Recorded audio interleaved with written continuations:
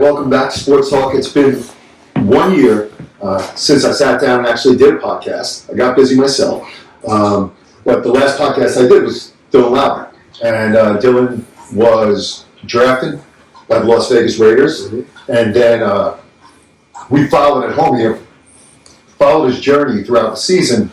And so many times I wanted to reach out and have conversations with him and just learn really, what it's all about. Being in the NFL, living the dream. The dream is also work. So is it, one or the other or both? And we get a chance today. And Dylan, yeah, man, this welcome is our back. Third time now. Third time. Really our third time. So, man, I'm excited to be back. It's going to be a fun little talk. Even though me and my boy Liam over here, your son, we had a pretty rough night, but we are back here now. So, I'm pretty excited. Welcome back, Phil. Thanks, Lee. Yeah, we planned on doing this podcast, and it was my daughter's 30th birthday today, but we had a party last night. And we had, actually, that picture I took, 75 or 76 people in that picture. And people had left already. So it was close to 100 people here last night. Yeah.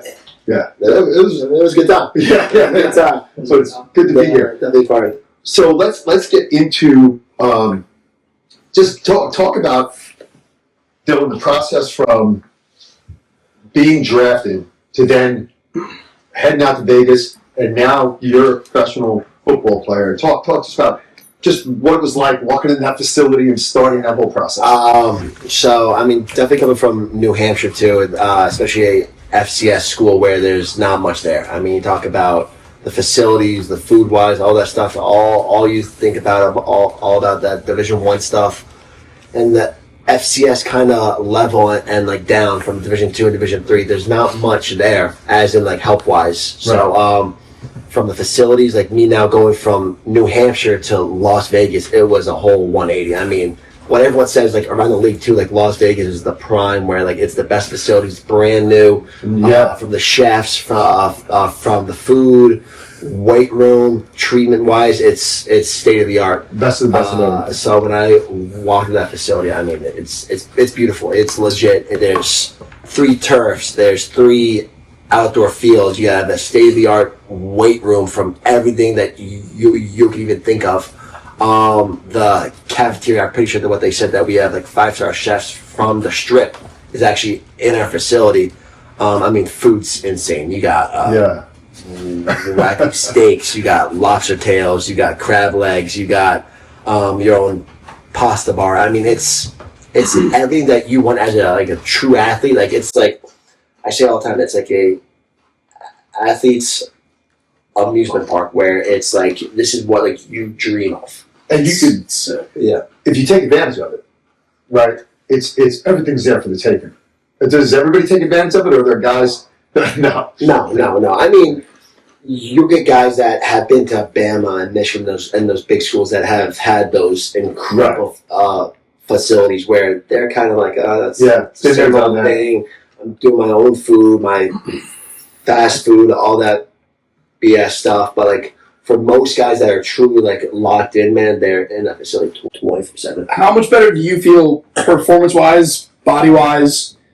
Because you already forever have taken really good care of your body. Your nutrition's been like since you were probably 14 years old. Like, you've been on top of that stuff. So like, how much of a difference do you truly feel in your body, your performance with all this extra stuff that you guys have access to? Yeah, I think the biggest thing was, especially in college, once again, we didn't have any help. So I know a lot of guys for recovery wise and food wise, there was just cafeteria food and stim and ice every single day. And while now in Vegas, they want you to ask questions and ask for help, and they want to help you as much as possible. So this has kind of been my first time where I could actually ask for help instead of me just doing my own thing. And they have so much knowledge about everything, and it's just so cool how from food wise and what I should be eating on a day-to-day basis, and also all of our recovery stuff is insane,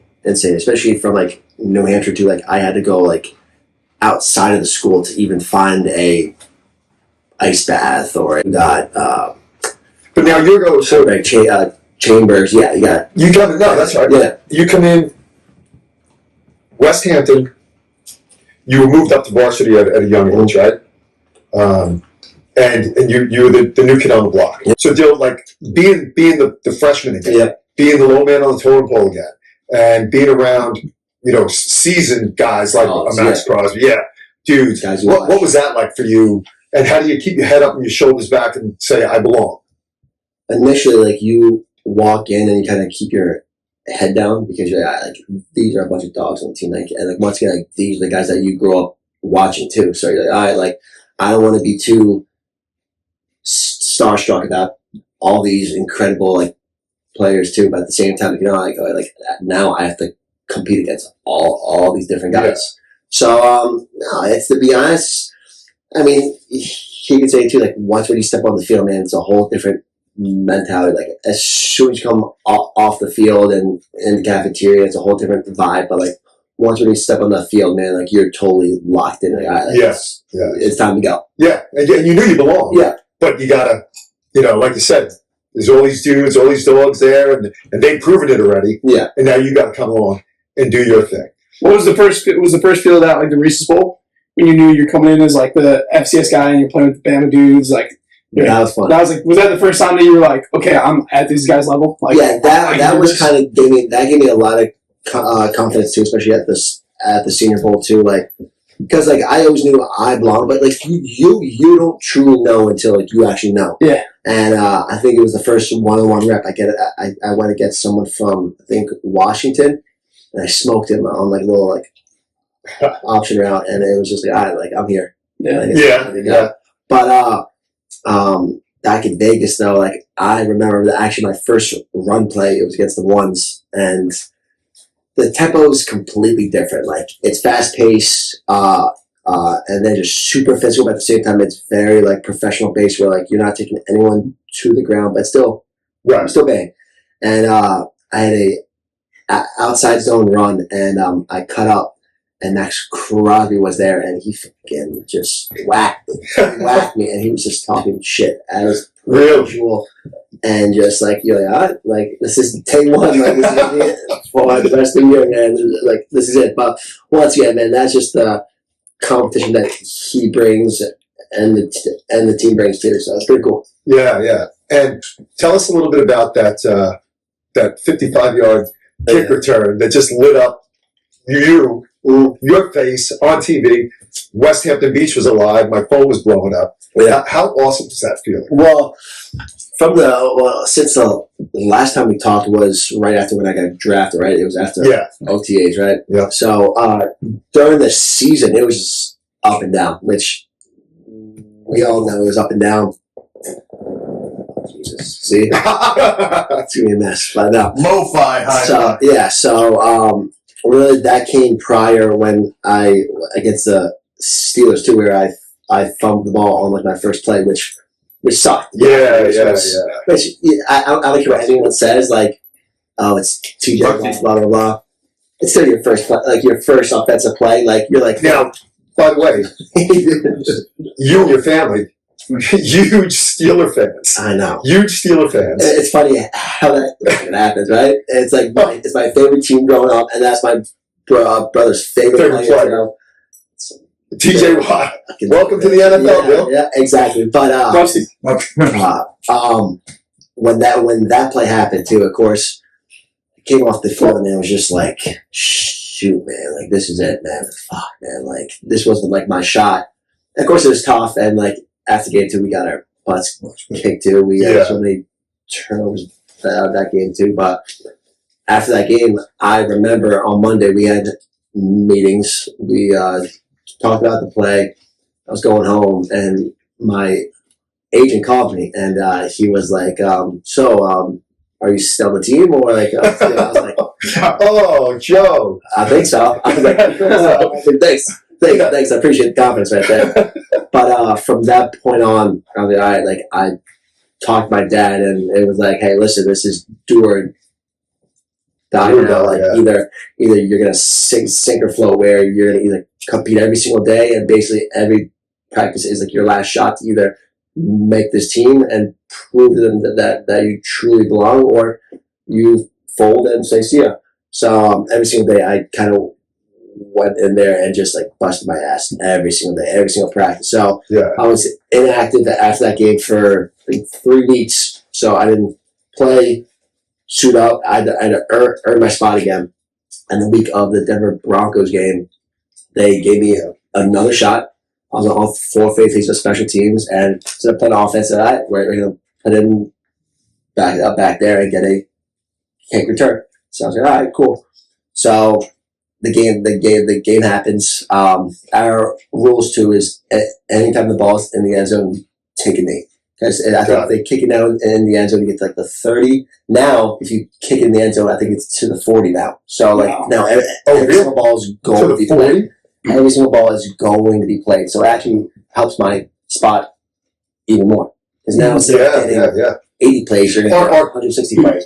Our kicker's now going to try and kick it to the 5, kick to the short, even kick it out of the end zone. So you have to kick it past the 20. So you have to kick it between the 20 and the end zone. Gotcha. And you can kick it anywhere. And I mean, these guys can kick the ball. I mean, they can place the ball. Yep. So first return, it was in the end zone. I took a knee. I was like, all right, cool. They scored, so we put the ball. They scored. We're down 7-0. And then it just came. We had a great return call. I got the ball. I set it up. I took it to the outside and just went. And I beat the kicker. I made a miss. And then there was a guy that was kind of trailing me. And I thought he just kind of squeezed by him. But he pushed me out. And it was, I'm not joking, I've never, like, that experience was so, like, surreal. Like, the whole crowd went erupted. It was such a cool day. And I was so fired. I was jumping around. It was so cool how like the team kind of embraced me too, because they also knew that this was kind of a huge play for me, and the whole team was so fired up for me. Everyone from Antonio Pierce to my players to my OC, like every single person was jacked up for me. And we scored that drive and kind of set it up, and then after that, I kind of took off on special team, and that's been my role now ever since. Well, I mean, that was crazy. Yeah, it was insane. It was fun. Like that play really lit it up for us. No, I saw it live, and like it's funny with the small hometown thing and high school football being big out here, and you being big out here. When the fumble happened, it was like you could feel it in West Hampton. Yeah, like you could feel it. I think we had the Black Sail pop-up shop that day. Yeah, it was like it happened, and like you just like everyone in the crowd knew it, and there was like a weird vibe that you felt. And then when he had the kick return, you felt it in the town. Yeah. Like as soon as it happened, like social media, the next day you see people, and like it's what everybody's talking about for like the next 2 weeks. You see the kick return, and it's like it's just such a cool thing. You know, it's funny too. Like some of my boys too, back at school, were like they were watching Red Zone when the fumble happened, and like there's a huge like alert on the screen. And Scott Hansen was like on his first carry. Oh wow, he fumbled the ball. Did you know you're going to get burned that game? Because that just got thrown in. Yeah, so that was a crazy situation. Like that whole year on offense was just such a crazy situation. I didn't like they were saying I was going to play. I wasn't going to play, and probably 2 weeks before they're like, hey, like you're going to be in the game. You might be getting some reps. Like no, they were saying like you are going in the game. So I was like, oh, shoot, like, here we go. And went in there. And you're just, especially like as a player too, like going to the game, you're so fired up. The adrenaline's pumping the whole time. And waiting. And I forgot what game was it. It was 2 weeks before the Steelers game. And every guy shot that game. So it was like the adrenaline was just so high. And then it just kind of like died. Next game, they said the exact same thing. Hey, like this is now your time tonight, so like, let's go. Come on. So like, here we go. Like it's gonna happen.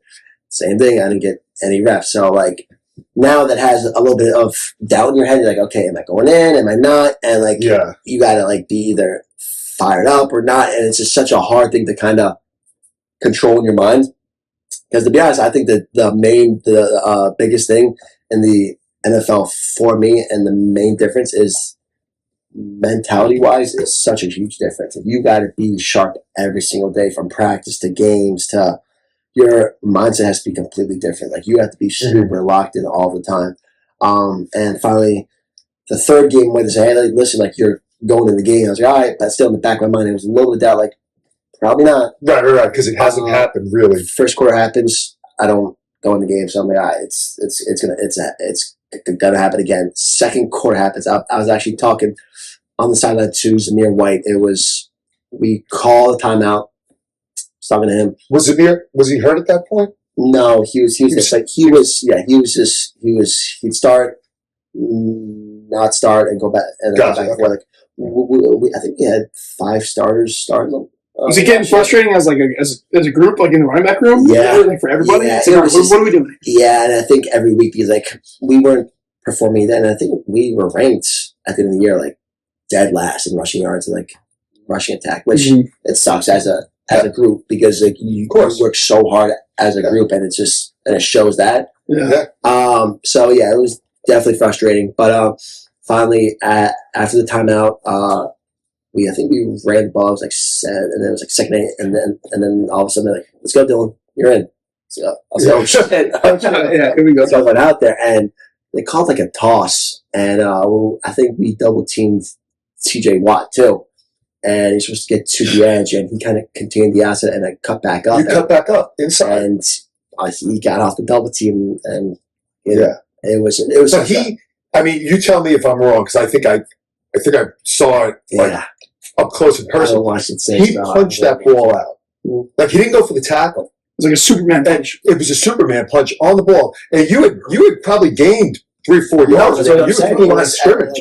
That was probably a great run. Yeah, on the ball. But so I was talking to our running back coach too, Cadillac Williams too, who was in the league for 8 years. He was a first round pick. He's like, guys, I watch film now, and guys don't even try and tackle anymore. Right. It's purely they strip the ball. Yeah. It's like defensive coach, all they preach now is strip the ball. Like legit, like you'll see so many missed tackles now because all these guys do is try and strip the ball. Yeah, I remember one of our receivers, he got a great pass and ran in the end zone, and the guy could have made a great tackle, a nice clean tackle. Instead of going for a tackle, he just tried to punch. So it's such a different league now, where it's purely about turnovers and possession of the ball and stuff like that. So talk a little bit about so like you come home, you're a hometown hero.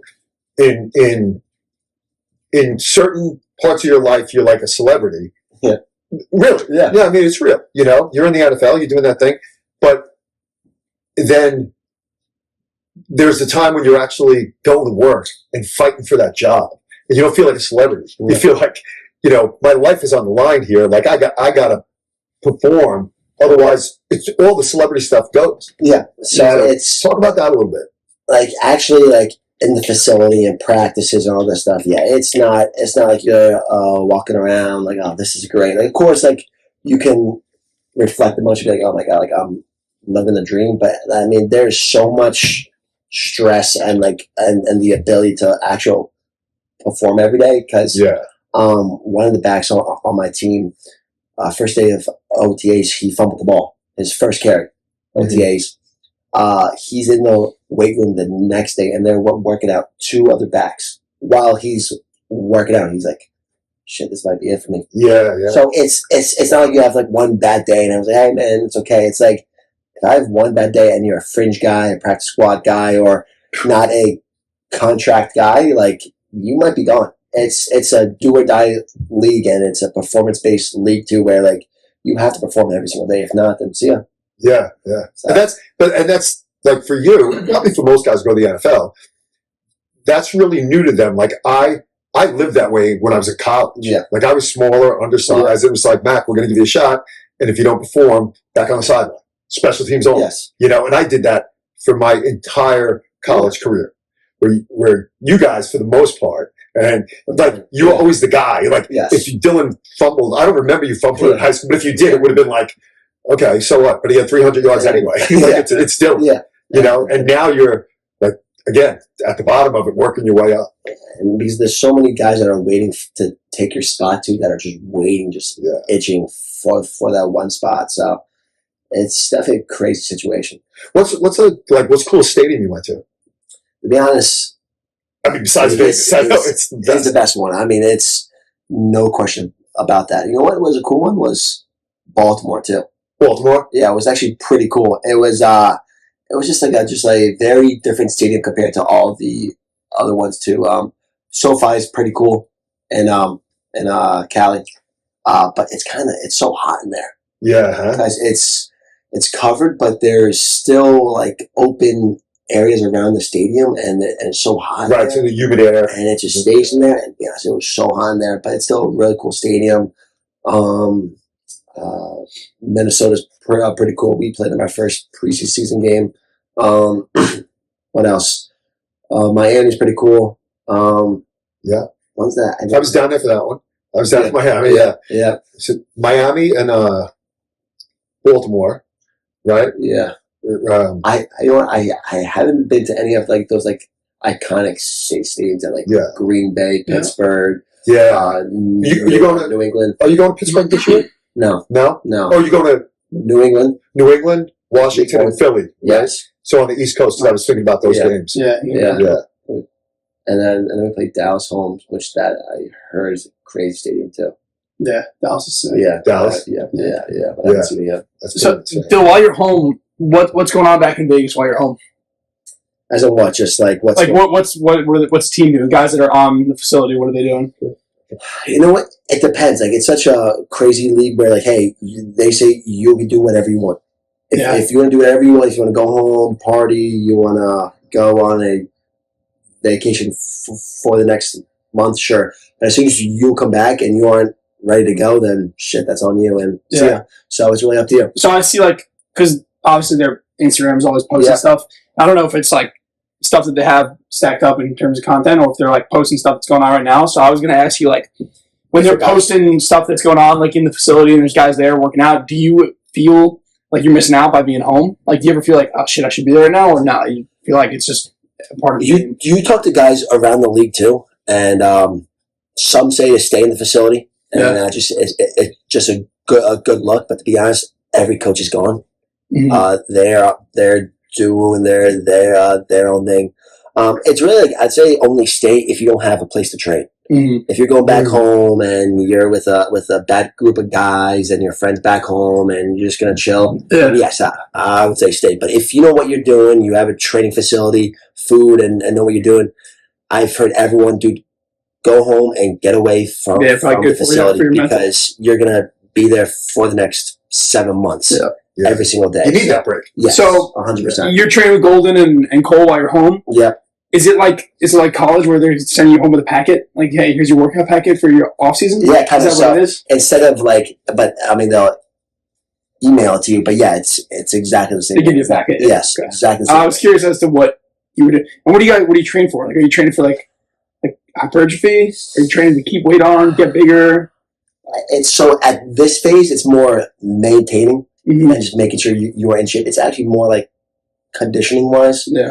I think our first 2 weeks are eccentric, and then we just do. I think we do a week of isometric, and then we just do kind of just a base lift, and then then we're done. Are you guys when you're out there? Are you like? You always hear people talk about like there might be a young coach in the league, right? And he's coaching like Tom Brady or a legendary quarterback, and it's like this young coach is not going to tell Tom Brady to get on the line and run sprints and gassers. You know what I mean? So what is that like for you guys at the professional level? Are you getting like conditioned for doing the wrong thing? Like what's the difference in that with coaching, conditioning, like punishment, like from college to the next level? So what are you saying? Like if somebody's not doing the right stuff, you're saying? Yeah, like in college, like wherever they practice, like get on the line and running gassers. You know what I mean? Like it's the same thing, man. Like if I have a bad practice, like we will restart the whole practice. Like they're get on everyone, but like the main guys that have been in the league and like our main guys on the team, like Max, Gino, and stuff like that. Like not a lot of people are gonna say stuff to them, but they are the ones that they want them to kind of speak to everyone else and make sure that everyone is staying inside the team. I was going to ask about that dynamic, like the veteran guys that are lead on the team. How do they respect? On the flip side, how do they talk to the coaches and back? Is there still that respect that you had for? Because it's grown men on grown men now. It's not men and kids. Exactly. So there's a line of respect there. But as like the younger guys, of course, they'll still like get on us. But like Gino, Max, like they're almost like their own coaches too, where they'll like speak to the coaches as if they were also like in the Like their own game plan too. So like it's like cool and like That makes sense. that's it. Like they're in on some of the decision making. Gino has been in the league what 13 Yeah, years. he's So he's basically a coach. You know what I mean? It's Yeah. like, they aren't screaming at him, hey, what the heck is that? Like, Right. it's more of like a communication. Hey, what did you see there? Okay, cool, nice. It makes sense. Yeah, So it's yeah. like a cool little bit. No, that's good. And then Max, though, he's just a wrecking ball. So, I mean, He's a bad man. Dude, he is. How big is he? How tall is he? He's like 6'6". Is he? He's 6'6", and he's just so long. He's got a wingspan. He's Yeah. so long. Yeah. Because last year it was Minshew and O'Connell. Yeah. And I never saw like it's an unwritten rules you never hit the QB, right? Of course. Max would on the first week there, we are in helmets only, he's leveling our QBs. Leveling. I mean legit dismantling them. I'm like looking around. I'm like, is this what no one said anything. Really? So I was like, Jesus. Max does what Max does. If he's doing it to them, he's gonna be killing everyone. Oh, he's a bad dude. Yeah, Let me jump in. You know, I'm not like a football guy per se, but like how much did you play in college? What, just refresh my memory and probably let people before that. What you offense and defense? Like what in college? How much did you play it? Just offense. Yeah. Just offense. All right. So offense and then a return specialist too. So when you move to that college level, then you just It's you got so that rare. qualification. Like we had Travis Hunter this year. Yes. You know, like once in every 10 years, you'll have a But two-way the thing player in is, college. even with him, I think he's going to do a couple packages on defense where like he'll play 5 or 10 snaps on defense. Everybody's so good in the NFL. What's the point of using a guy? I don't think there's a. You have another guy that can do the job. I think the team saw him as more of a receiver. So like, all right, he's going to play 90% receiver and do a couple packages on defense. It'll be good for PR. Yes, that's it. Because the guys do like it's so hard just with the plays and the concepts. Like it's just too crazy, man. It's just way too crazy. But we'll see. Obviously, you got to tip your hat to Coach Pierce, you know, for drafting you. Yeah. Uh-huh. And with Teleska. Yeah. Right. But now those guys moved on, and you got Pete Carroll. Yeah. And Pete, you know, he was a coach in New York. He was a coach at USC. Like anybody who follows football knows Pete Carroll. Yeah. Talk a little bit about him and about his energy. And you and I we had a sidebar conversation with the basketball stuff. So talk a little bit about that stuff. I think people would love to know. So prior to knowing about Pete Carroll, everyone says that he's got the best team meetings of like all time. They said it is so fun. It's so funny. I was like, all right, cool. Every day we come in and the first thing he does, he puts on clips of like say the NBA finals, NHL finals, and just like certain plays of like what's like going on. Just what's going on in the sports world. Yeah, and then after that he'll like show like a couple like key plays of like the practice before and stuff like that. And every time there's always one play because it's not any like live contact stuff. Mm-hmm. So it would be like where like a receiver will catch the ball and make someone miss. But the defense claims that he made the tackle. So any controversial thing that happens in practice, they'll call those two guys, and we have a basketball hoop in front of the team, and we shoot free throws, and the whole team goes nuts. I mean, goes legit crazy for 30 seconds. And these two guys at 7 a.m. in the morning are just going balls through the wall, and just going nuts. And it's funny because like you don't realize how bad guys can shoot a basketball. Mm-hmm. It's like some of these guys on the team can't even shoot the ball. It is so bad. Like we had one kid, he was going at someone else. He missed every shot. Missed legit every shot. He couldn't make a shot. It was so bad. They felt so bad. The whole team was going nuts. And he was a DB too, so the whole DB couldn't make a shot. So, all the supposed to be one of the best athletes on the field. We're just going nuts. So the next day they brought it back up alone. They're like, all right, all you gotta do is shoot one time and make it one time. You got 30 seconds. Just make one shot.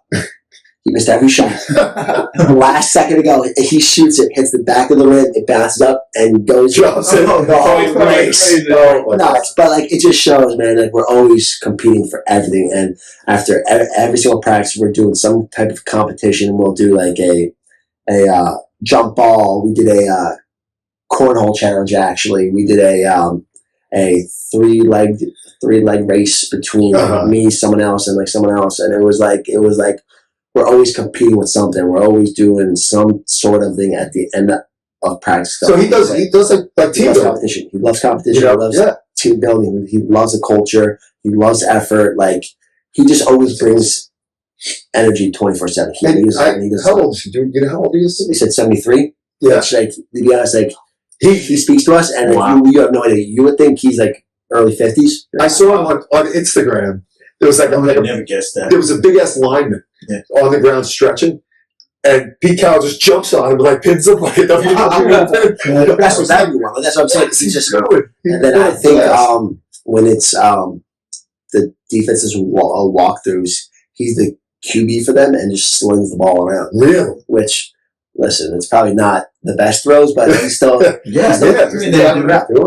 He's still 16. He throws a body into it, but dude, he's the man. He's awesome. He's so fun to. So, Dylan, when would you have like the new guys that are going to be in your position? When will they roll in? No, so they the draft was April, right? Yeah. April. So they rolled in. Yeah. So in my position, they drafted a running back in the first round, which basically he's the main guy, Genti, which awesome dude. Well, do you kind of like say I was in this position, a year ago, or whatever? Well, so very different position. I'm looking from the outside. He was the guy that they drafted was runner-up for the Heisman. Okay. So he was like legitimately the best. So he's already one of the best players, the best running back. And like it's like we don't go up to each other and like, hey man, like this is what you expect. It's basically, hey, listen, we're all competing for you're in, why you're there. At the same time, we're also helping each other out too. But it's just business. It's just business, man. Right? It's business. So like, to be honest, we're still like super close out. And you would think him signing a big contract too. That he's like a cocky guy, but no, he's such a humble dude. He's a nice dude. He's starting to open up to us too, so it's pretty cool just to see that young guy that is such a high name now. Yeah. Let me give you a hypothetical deal. So we played at the FCS level. Yeah. You know what that level of competition's like, and it's hard for FCS guys to make it to the next level. So picture an FCS team with two NFL running backs, NFL quarterback, CFL wide receiver, maybe one or two edge rushers that can make the league. Yeah. How does a team like that not win a national championship? In what world does that team not win a national championship? I don't know. It's just crazy, right? Crazy. Like, seriously. Yeah. You guys had an unbelievable amount of talent on your team. My senior year at UNH, we led the. I'm pretty sure we led the nation in offensive yards. Really? We were unbelievable. From Max, me, our receivers. But I think defensively, it wasn't our best year to be. And it's funny because like UNH is always a defensive team too, and it was just not our year. And I think we were like kind of towards the end of our conference in like defensive stats and stuff. Turnovers. We didn't turn on the ball at all, except for on special teams. No, it was just so like every score would be 52 to 54. Right, just shootouts. I think we lost twice in OT. We were up 22-0 at one game, and we lost like 35-31. Mm-hmm. So like it was just bad. A couple bad losses, kind of just derailed our season, which sucks. Yeah, which sucks. Do you have what are the updates on all the guys that you played with that are? Yeah, the guys that were at UNH that are now in the CFL. Yeah. So there's a running back for me, Carlos Washington. He's on the Falcons. He was on the practice squad for the last 2 years with them. It's kind of crazy too. Like we're our two main backs, and we're both in the league. It's crazy. It's crazy. Max Brosmer, he transferred to Minnesota for his senior year. He's now on the Vikings. We had a couple of practice squad guys. A couple mini camp invites that I think were cut. There's another dude that transferred last year to us. I think he made the team with the Bills right now. So we got a couple guys. We got in the CFL, right? A wide receiver. Yeah. So we got a guy from the CFL. He's Canadian and he got drafted, I think, third round. And then didn't you have 2 All-American edge rushers? Yeah. Are they still at UNH or what's up with them? They're done. I know they tried doing a stint in the NFL and kind of doing a CFL thing, but listen, it's a crazy business, man. Yeah. It's kind of opportunity and who you know sometimes, and it's tough. It's tough. I know JoJo, who was stud for us, I know he was pretty banged up at the end of the season too, so I don't think he ran super well. And it's just so crucial to be kind of everything that you do has to be the best, from your pro day, from your season to any kind of workout has to be perfect. Yeah. And I don't think it works. And it's kind of career where, you're only as good as your last play, and that's it. Yeah. You go into a different career, you could end up sitting behind a desk for 30 years or doing this or doing that, and your performance can go up and down kind of thing. In sports, you're either keep being good or you're bad. If you're a boxer and you get knocked out a couple times, it's over. Yeah, move on. It's done. And, playing football, you put your foot in the ground one time and your knee goes one way, your body goes the other. Yeah. Like that could be it. That's your career. It's done. Done like that. Yeah, you know that. Split second. Yeah. You know that. Yeah. So it's been crazy, man. But Yeah. it's been fun though. It's your journey. That's good. That's good. Is it still fun? Is it fun 100%. every minute of the journey? Or? Not every second, of course. Yeah. And everything you do, everything's not 100% fun all the time. But no, for most of the time, I have so much fun. Yeah. I mean, especially with the guys too. Like you're just with the same guys 24/7. Right. And it's Family. every football locker room's the same. It's the same. Everyone's the same person, just a kid at heart. Yeah. They just love messing around, man. It's just a fun time. Yeah. It is a fun time. I mean, just think about you're right now making money and making good money. Yeah. Doing what you love. Yeah. Like everybody always says, it's not work if you do what you love. Yeah. And you're really doing it. Yeah. And all you're doing, you're trying to just aspire to be the best version of you doing it. That's it. And if you could keep doing it for 5 years or 10 years, it's like you're golden, And that's the thing with the league too, like where you don't know how long you're going to have. You could have one more year, you have 10 more years. It's just every single day you just go with the flow. Yeah. You just do your best, stay healthy, keep working hard. That's it. And that's it. That's it, man. Yeah. It's simple. Yeah. Do you think about life outside football ever? What? Do you ever think about life outside football? course. Life after football? Of course. And I think, and they've always kind of, especially with the NFLPA and the reps in the facility, like they were always preaching to us about like life after ball too, and just like setting yourself up with other jobs and networking and doing a bunch of different events. And like it's kind of cool, especially in Vegas. There's so many events going on. Yeah. And there's so many different things, and it's like talking to other vets who have, like my friend Amir Abdullah, who's been in the league for 11 years now, running back. He's starting up his own snail farm. So he did a Snail farm? He did A snail farm? listen. I hear business is slow. I was trying to think of a good snail joke. So he went to some conference in Africa, and it was all these like billionaires and high-powered people like across the world. And he said if he might be the best human being I've ever met, just the most humble individual, always smiling, always a great time. He was a second-round pick from Nebraska, and he just does so much things. He's a director. He's a producer. He builds things. He's got his own shop. He's got 3 or 4 different businesses too. Like he does a bunch of different things, and he's just always going. And he went to this conference, and the one thing that he took away was this guy that talked to him for like hours about his snail farm. So wild. Fragrances and different colognes now, I guess, use the snail slime. Really? And he's like, I forget how many ounces he said. It was a couple Who would ounces. ever know? Right. The most, he's like a couple ounces of the slime top money is like $22,000. He's like, What? he's like he's like, dude, he's like, I've never even heard about this. So, and this guy has a farm in Africa, and he just has workers do everything, and labor there is so cheap, dude. It's tax free. Wow. And he's like, dude, it's like, how does it happen one day where like you have something? Oh, this rose would smell good and something I could rub on me. Snail slime is going to set it to the next level. Like someone had to think of that. But the coolest thing was him being in the NFL and knowing people now of him now going to these conferences and how now connected him to a whole new thing. Yeah. And it's such a cool thing where like I'm now in that world where I can connect with anybody. Right. And because like it's funny because like a lot of people say too, where like you're in the NFL too, and people want to talk to you. Well, you see so many professional athletes get whether it's car dealerships or big companies or whatever. That's a huge thing that you have forever. You have that forever now. Do you have like a ton of brands in your Instagram DMs trying to hit you up, get connected? No.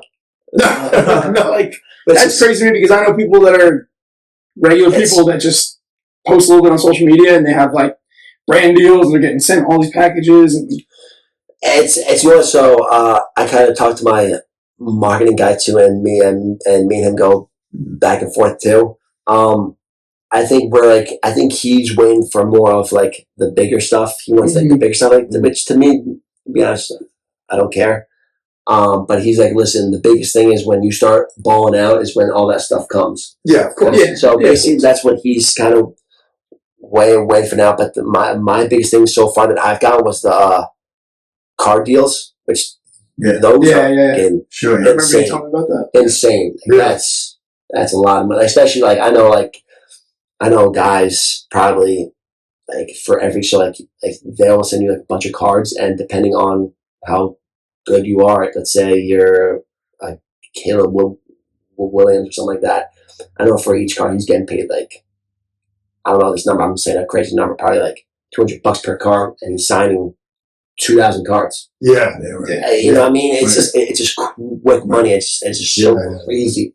That is crazy. Back to social media.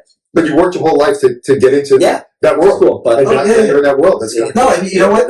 You can't play athletics anybody till you retire as a senior citizen. Yeah. You have to take these things and you have to parlay them into other business opportunities so you can sustain 100%. Making a living for the rest of your life. So it has to, you have to have this stuff in the back of your mind. Even if you play a full NFL career and retire, whatever age most of them retire, you still have a lot of years. I know guys that played, I think they're on their 6th year, and let's say you are, like, once again, you aren't like a guy that's getting a mega contract. You're getting a vet minimum, which is, I think, like $1.5 million, which is still a lot of money. But let's say you retire after that. I think probably in his career, he probably made like $10 million, and then probably after taxes, it's probably like $5 or something like that, which is a lot of money too, but it's not money that you can survive for the rest of your life because you're 28. I can see you guys doing it like speed agility, a training. That's what I'm saying. So like that's what you've done forever. I kind of want to start I'm already kind of investing in everything, but like I want to know more stuff so that I can build off that and create more. Yeah. So let your money make money for you. Exactly, and there's a lot of guys in the league too that don't even know anything about that. So it's better. I wanted to go back. I wanted to, back to social media and stuff. Obviously, all the athletes and just people in general have to like be aware of what you're posting. Is there any like on the pro level? Is there anybody coaching you guys? No pun intended. About like your profile, your public profile, because you work for the team. The more probably thing that they talk about social media is about like prostitution and like stuff like that, where people are trying to kind of almost like solicit you. Let's say they're trying to get something from you. But no one's telling you don't post this, don't post that. It's just implied. In the new age now, like social media is so big that like I feel like now like everyone wants to know like what you're doing on a day-to-day basis. Right. Yeah. And like to be honest, like I should probably post more. Yeah, Right. To be honest with you. Right. But do they because your brain is so important. do they say to you? Do they sit everybody down? Like, you know how they? I know they try and help you financially. Yes. There's guys that come in the league that aren't. You know, they don't. They either don't come from a high socioeconomic background, and they need people in their lives that are going to say, "Hey, listen, you're going to have a good bank account now, and this is how you should manage your money." Do they also have people that say, "This is what you should and shouldn't do with social media"? You know what I mean? Like, don't make a big mistake that's going to cost the team and yourself. Those kinds of things. Don't mention it, but I think it's more like common sense stuff. Yeah, which is funny because you think it's common sense stuff until somebody does it. You know what I mean? Like, maybe an incident with Antonio Brown with the Steelers when he was live videoing, I think the post game interview with Mike Tomlin, like that's super illegal. Like it's just like stupid stuff that is kind of like common sense. But yeah, they're like, hey, listen, just don't be a jackass. Well, especially like you get an endorsement from somebody, you go into business with thing, and something from something you said you can lose your whole contract. Whatever happens all the time with people, just some random comment on YouTube or something somewhere. So, I guess again, it's implied you guys have been through it through college and pros. You wouldn't think that they're always like they know everything that you do on. Like everything, and like you might not think so, but like they know every single thing that what you post, you tweet out, anything, like they see everything. So I guess not hearing anything is good if they pull you aside. You're posting stuff or whatever, right? You know what I mean? Yeah. You're doing you're good so far. When do you report back? I leave the 21st of July. So 21st of July. I think we start up with like the 23rd. Okay. So. And I know Liam was talking about it earlier, but right now, like, is your preparation? Is it? Are you gearing up for like when you get there? Or is it just like you said, maintaining? Off season prior to OTAs was more like gaining muscle, speed. Now it's like running back work, conditioning, and more of like a maintaining type of thing, and just like staying in shape. Mm-hmm. Because like once when we go, we're going. So it's going to be no. And do you still like drill, handoff drills and get high and tight, all the stuff, and then all the simple stuff. Do you guys do like a crossover now? Yeah, because when I coached, we never taught the kids to do that. It was just high and tight, right? High and tight, and then get low or something like that. Yeah. No,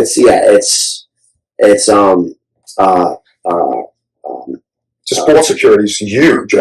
Grab the wrist is like the biggest thing now. Okay, that's cool. Yeah, because I mean, like you were saying earlier, the game's evolving. Like defense is working to just punch the ball out. They're not missing tackles. Right. So you got to change. The offense has to evolve. Well, we talk about ball security on both sides probably every other day. Yeah, just about all that stuff because it is like the number one rule. And does it change the way you run? Meaning, like I know. Yeah, I watched you guys your whole lives, and also when you make that jump cut or something like that, your hands are kind of loose. Yes. Do you now? You got to do it almost. Do you drill doing it?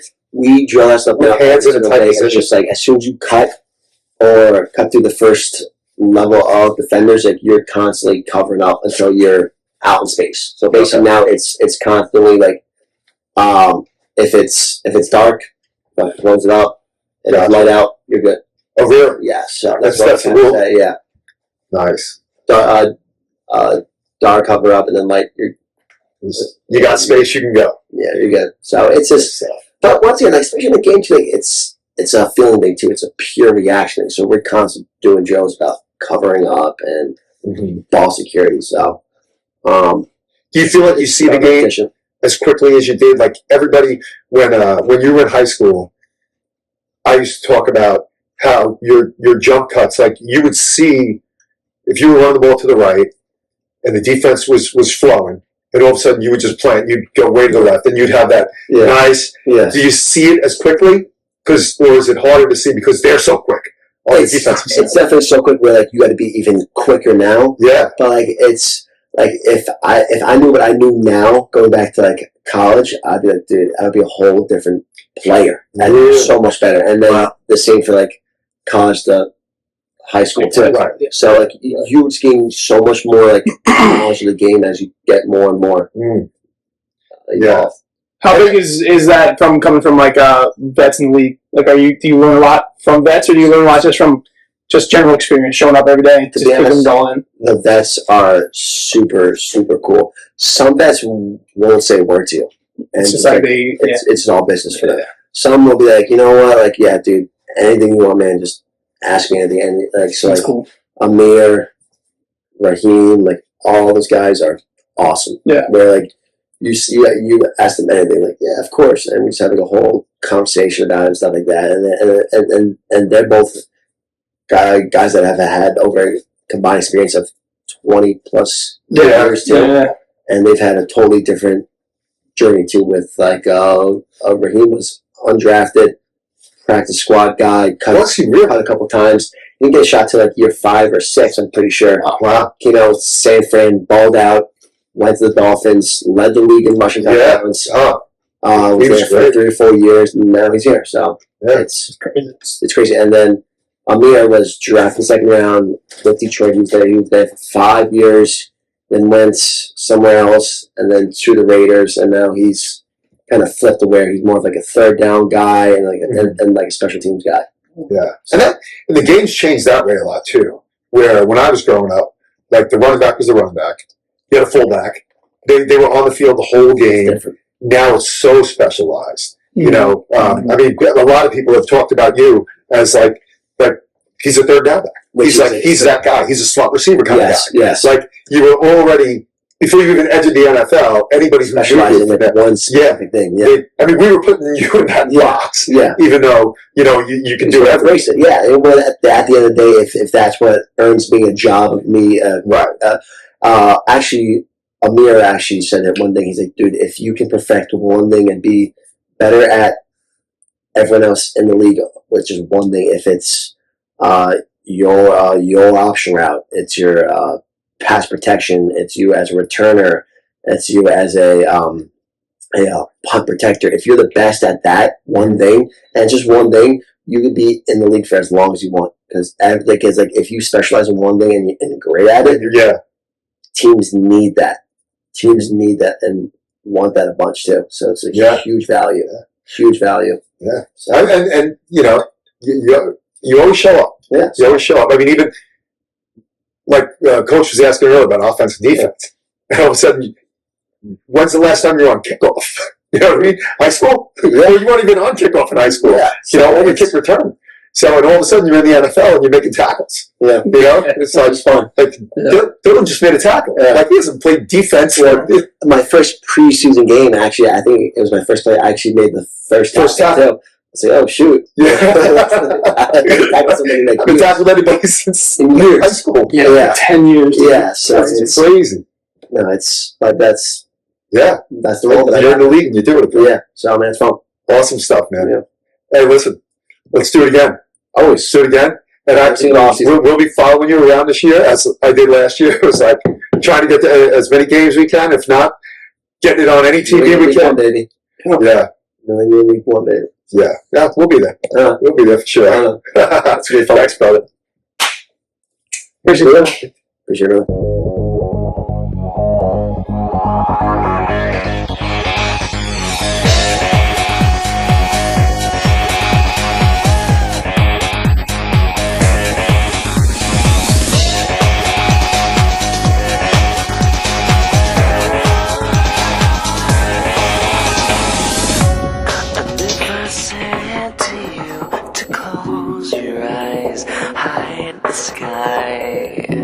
Please put all your faith in me. And if I said nothing, he's got room. Looks, can he bring him down? No. And then he's knocked down. Key out of bounds. His first carry in the NFL was a fumble. He then went inactive for 4 straight games. Active today, he's got the hot hand right there and returns that kickoff for the Raiders, 59 yards. Great blocking by the special teams here. He doesn't get touched until he's knocked out of bounds. Excellent job job by the special teams unit here, putting a hat on a hat, maintaining leverage, and Laube getting through across midfield.